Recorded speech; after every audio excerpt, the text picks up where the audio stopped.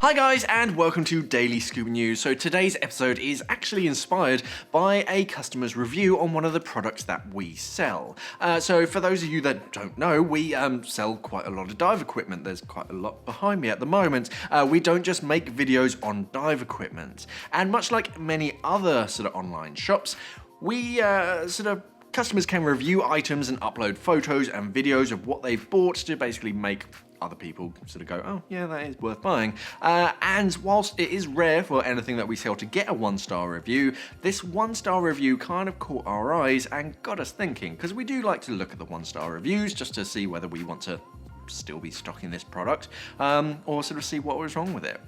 So it's not a review on an expensive dive computer or a regulator or anything exciting really, it's just zipper lube. So this reviewer says in their review, classic zip lubricant, very basic, similar to a lip balm. The amount of plastic packaging for 2 small zipper sticks is terrifying. I thought that the diving industry was a bit aware about plastic pollution in our ocean. The plastic packaging is 6 times larger than the 2 sticks. Insane. And they're right.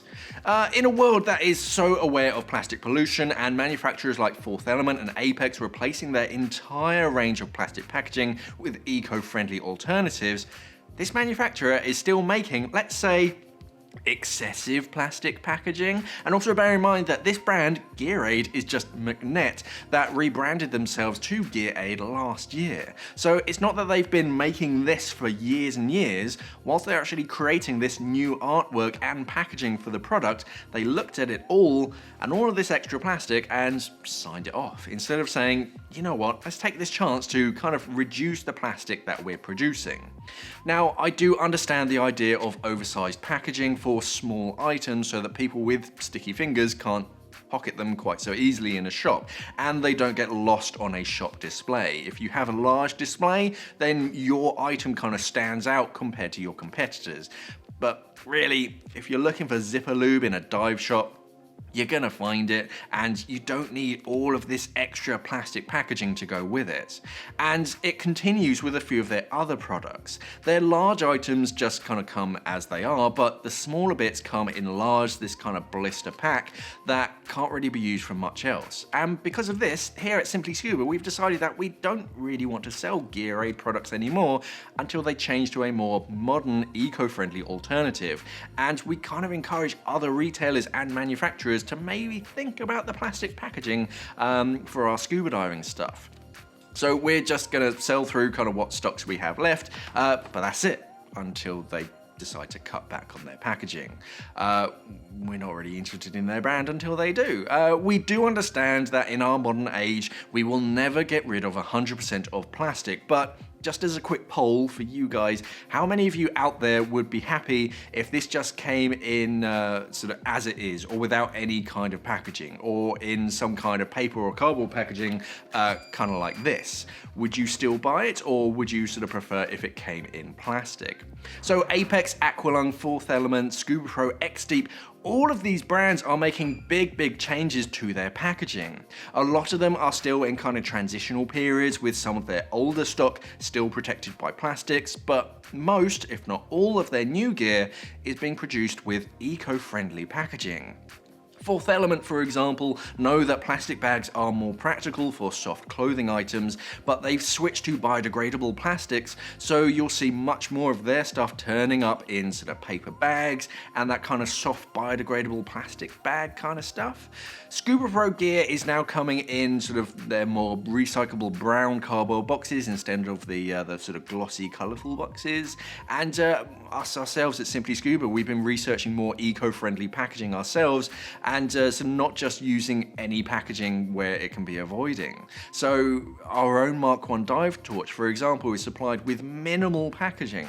You only really get the torch, the charging cable, the user manual in just kind of bubble wrap, and that's kind of it. You can upgrade to have it in a case too if you want, but it's something that you can use again and again, the actual case itself, for whatever you want, but we don't force that case on you. You can, if you just want the torch, you can just buy the torch.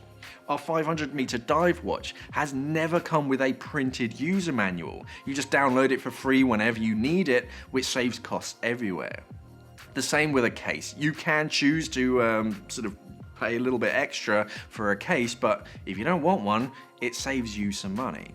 So we do still send some items in plastic bags in the mail, I'm not going to lie about that, but we have been experimenting with some alternatives, but you do have to take some real world considerations into account. We can't just send items in paper bags because they'll just rip and they'll get wet and just get knackered. We would swap over in an instant if everybody promised not to complain if their item arrived slightly damaged, because let's face it, shipping isn't the most delicate of things that you can do to an item. We do get people complaining that the box that something comes in is scratched or bent. The product itself inside is fine, but the cardboard box that was designed to protect the item was damaged. And there is also often another cost involved with eco alternatives. So just as another kind of quick polls for the comments below, if you honestly were doing your online shopping and you were comparing two different sites, but one was a bit more expensive because they used eco-friendly packaging, would you go for them or would you just go for the overall cheaper option? Honestly though, because it is something that we're looking at, but we don't want to go sort of out of business because our P&P just priced us out of the market. So what is the worst bit of packaging that you have ever seen on dive equipment, and what's the best? Let's kind of name and shame a few brands and try to reduce single-use plastics, but also let's try and praise the brands that are actually trying to do something positive. Of course, thank you for watching, and of course, safe diving. Peter had made it back to shallow waters, but had blacked out and fell back down to 70 metres where he was found. Coroner's officer Graham Higginson said Mr Dale's equipment showed the crack had probably been caused by poor maintenance and was not likely to have occurred as he disentangled the other diver from the net. Because his computer was integrated into his